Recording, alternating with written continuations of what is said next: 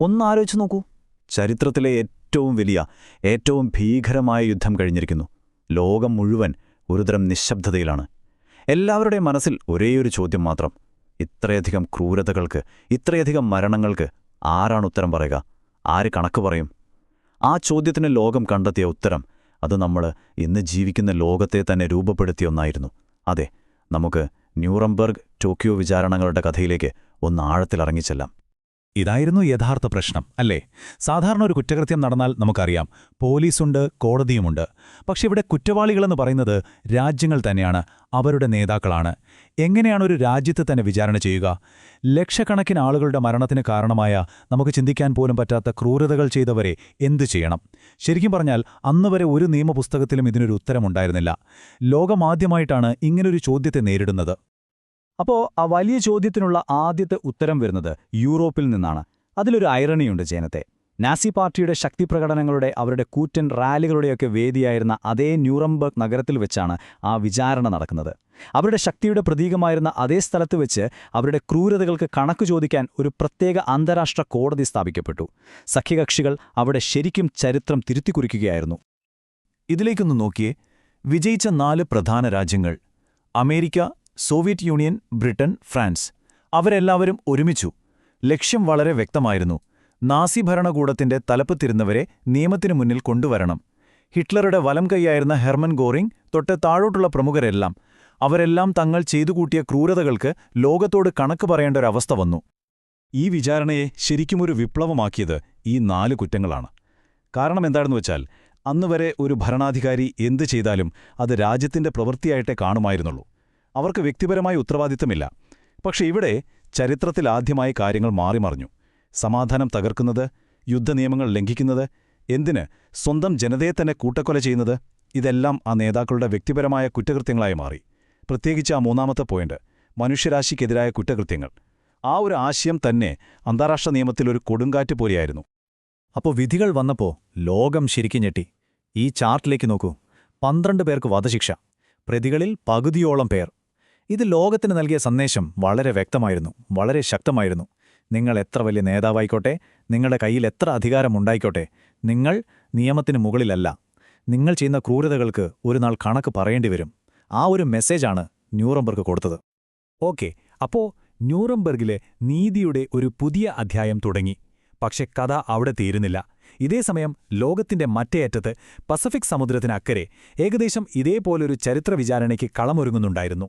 അതെ, നമുക്കിനി ജപ്പാനിലെ ടോക്കിയോയിലേക്ക് പോകാം. ഇവിടെ ടോക്കിയോയിൽ പ്രതിക്കൂട്ടിലുണ്ടായിരുന്നത് ജപ്പാനിലെ യുദ്ധകാലത്തെ പ്രധാനമന്ത്രിയായിരുന്ന ജനറൽ ഹിദേക്കി ടോജോ അടക്കമുള്ള സൈനിക, രാഷ്ട്രീയ നേതാക്കളാണ്. ന്യൂറംബർഗിൽ 4 രാജ്യങ്ങളായിരുന്നെങ്കിൽ ഇവിടെ അമേരിക്കയുടെ നേതൃത്വത്തിൽ 11 സഖ്യകക്ഷി രാജ്യങ്ങൾ ഒന്നിച്ചു. ലക്ഷ്യം ഒന്നുതന്നെ: ഏഷ്യയിൽ ജപ്പാൻ നടത്തിയ അതിക്രൂരമായ യുദ്ധക്കുറ്റങ്ങൾക്ക് കണക്ക് ചോദിക്കുക. ഇവിടെയും കുറ്റങ്ങൾ ചുമത്തിയത് ന്യൂറംബർഗിലെ അതേ മാതൃകയിൽ തന്നെയാണ്. അവരിതിനെ class A, class B, class C എന്നൊക്കെ തരംതിരിച്ചു എന്ന് മാത്രം. പക്ഷെ അടിസ്ഥാന ആശയം ഒന്നുതന്നെയായിരുന്നു. നേതാക്കൾക്ക് തങ്ങൾ കൊടുത്ത ഉത്തരവുകളുടെയും ചെയ്ത പ്രവൃത്തികളുടെയും ഉത്തരവാദിത്തത്തിൽ നിന്ന് അങ്ങനെ ഒഴിഞ്ഞുമാറാൻ പറ്റില്ല. ടോക്കിയോയിലെ വിധികളും ഒട്ടും മോശമായിരുന്നില്ല, കടുത്തതായിരുന്നു. പ്രധാനമന്ത്രി ടോജോ ഉൾപ്പെടെ 7 പേർക്ക് വധശിക്ഷ, 16 പേർക്ക് ജീവപര്യന്തം. ഈ വിധിയിലൂടെ ലോകം ഒരു കാര്യം ഉറക്കെ പറഞ്ഞു: ഏഷ്യയിൽ നടന്ന ആ നരനായാട്ടിനും ഒരു കണക്കുണ്ട്. അതിനു പിന്നിൽ പ്രവർത്തിച്ചവർ ആരായാലും ശിക്ഷിക്കപ്പെടും. പക്ഷേ ഈ വിചാരണകൾ എന്ന് പറയുന്നത് കുറച്ച് നേതാക്കളെ ശിക്ഷിച്ചതിൽ മാത്രം ഒതുങ്ങുന്ന ഒരു കാര്യമല്ല. അതിൻ്റെ യഥാർത്ഥ കഥ, അതിൻ്റെ യഥാർത്ഥ സ്വാധീനമെന്ന് പറയുന്നത് അത് ലോകത്തിന് നൽകിയ ഒരു പൈതൃകമാണ്. വളരെ സങ്കീർണവും ഇന്നും ഒരുപാട് ചർച്ച ചെയ്യപ്പെടുന്നതുമായ ഒന്നാണത്. എന്താണ് ആ പൈതൃകം? നമുക്ക് നോക്കാം. ഈ വിചാരണകൾ ലോകനിയമത്തിന് നൽകിയ ഏറ്റവും വലിയ സംഭാവന എന്താണെന്ന് ചോദിച്ചാൽ ഒരുപക്ഷെ ഈ ഒരു ആശയമായിരിക്കും: മനുഷ്യരാശിക്കെതിരായ കുറ്റകൃത്യങ്ങൾ. അതിൻ്റെ അർത്ഥമെന്താണെന്ന് വെച്ചാൽ, ഒരു ഭരണകൂടം സ്വന്തം രാജ്യത്തെ ജനങ്ങളോട് തന്നെ ചെയ്യുന്ന കൊടും ക്രൂരതകൾ, അതൊന്നുമിനി ആ രാജ്യത്തിൻ്റെ ആഭ്യന്തര കാര്യമല്ല. അന്താരാഷ്ട്ര സമൂഹത്തിന് അതിലിടപെടാം, ചോദ്യം ചെയ്യാം. കാരണം അതൊരു കുറ്റകൃത്യമാണ്. ഈയൊരാശയം നിയമപരമായി സ്ഥാപിക്കപ്പെട്ടത് ഇവിടെയാണ്. ഈയൊരാശയം ശ്രദ്ധിച്ചു കേൾക്കണം. ഇതാണ് കളിയാകെ മാറ്റിയത്. ഇനി മുതൽ ഒരു രാജ്യത്ത് എന്തു ക്രൂരത നടന്നാലും അതിൻ്റെ ഉത്തരവാദിത്തം അവിടുത്തെ നേതാക്കൾക്ക് വ്യക്തിപരമായുണ്ടാകും. ഞാൻ എൻ്റെ മേലുദ്യോഗസ്ഥൻ പറഞ്ഞതനുസരിച്ചതേ ഉള്ളൂ എന്ന ന്യായീകരണം ഇനി ചെലവാകില്ല. തീർച്ചയായും ഇതിനൊരുപാട് വിമർശനങ്ങളുണ്ടായി. ഇത് വിജയിയുടെ നീതിയല്ലേ? അതായത് യുദ്ധത്തിൽ ജയിച്ചവർ തോറ്റവരെ മാത്രം വിചാരണ ചെയ്യുന്ന ഒരു പരിപാടിയല്ലേ ഇതെന്ന് പലരും ചോദിച്ചു. ആ ചോദ്യത്തിൽ കാര്യമുണ്ട്, തർക്കമില്ല. പക്ഷേ ആ വിമർശനങ്ങൾക്കെല്ലാം അപ്പുറം ഒരു വലിയ കാര്യം സംഭവിച്ചു.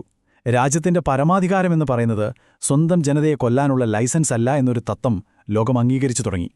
ഈ ടൈം ലൈനിലേക്ക് നോക്കൂ. ന്യൂറംബർഗും ടോക്കിയോവും ഒരു തുടക്കം മാത്രമായിരുന്നു.